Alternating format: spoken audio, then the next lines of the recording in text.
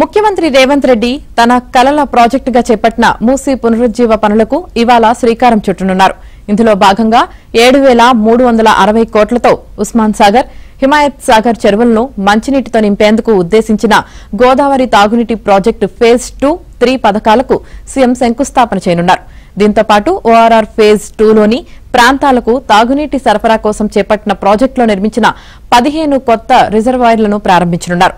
కాగా మూసీ పునరుజ్జీవ ప్రాజెక్టును hybrid యాన్యునిటీ mode విధానంలో చేపడుతున్నారు. ఇందుకోసం ప్రభుత్వం 40% పెట్టుబడి పెట్టనుండగా కాంట్రాక్ట్ సంస్థ 60% నిధులను సమకూర్చుకోనుంది.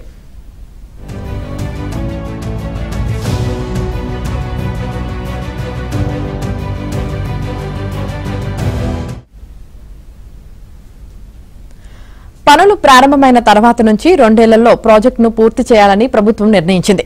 ఈ ప్రాజెక్టులో భాగంగా మల్లన్న సాగర్ రిజర్వాయర్ నుంచి 20 టీఎంసీల నీటిని తరలిస్తారు.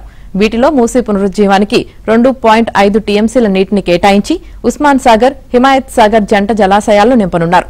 మిగతా 17.5 టీఎంసీలను హైదరాబాద్ ప్రజల తాగునీటి అవసరాలకు వినియోగించనున్నారు. నీటి తరలింపు మార్గం మధ్యలో ఉన్న 7 చెరువులను కూడా నింపుతారు. 2027 డిసెంబర్ నాటికి హైదరాబాద్ తాగునీటి అవసరాలు తీర్చేందుకు ప్రతిరోజు నల్లా నీటిని సరఫరా చేసేందుకు ఈ ప్రాజెక్టును ప్రభుత్వం లక్ష్యంగా ఎంచుకుంది.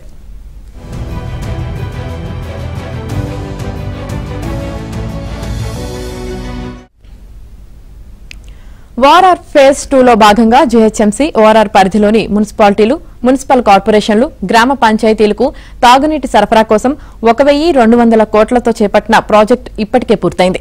ఈ ప్రాజెక్టులో మొత్తం 71 రిజర్వాయర్లను నిర్మించగా వీటిలో 15 కొత్త రిజర్వాయర్లను సీఎం రేవంత్ రెడ్డి ఇవాళ ప్రారంభించనున్నారు. వీటి ద్వారా సరూర్ నగర్, మహేశ్వరం, శంషాబాద్, హయత్ నగర్, ఇబ్రహీంపట్నం, గట్కేసర్, కీసర, రాజేంద్ర నగర్, షామీర్పేట్, మేడ్చల్, కుత్బుల్లాపూర్, ఆర్సీపురం, పటాన్చెరు, బొల్లారం సహా 14 మండలాల్లోని 25 లక్షల మందికి తాగునీరు అందనుంది. మరోవైపు కోకాపేట లేఅవుట్ సమగ్ర అభివృద్దిలో భాగంగా నియోపోలిస్ సేస్ కు తాగునీరు, మురుగునీటి వ్యవస్థ అభివృద్ది కోసం 298 కోట్లతో చేపట్టిన ప్రాజెక్టుకు సీఎం రేవంత్ శంకుస్థాపన చేయనున్నారు. ఈ ప్రాజెక్టును 2 ఏళ్లలో పూర్తి చేయాలని లక్ష్యంగా పెట్టుకున్నారు. దీని ద్వారా దాదాపు 13 లక్షల మందికి ప్రయోజనం చేకూరనుంది.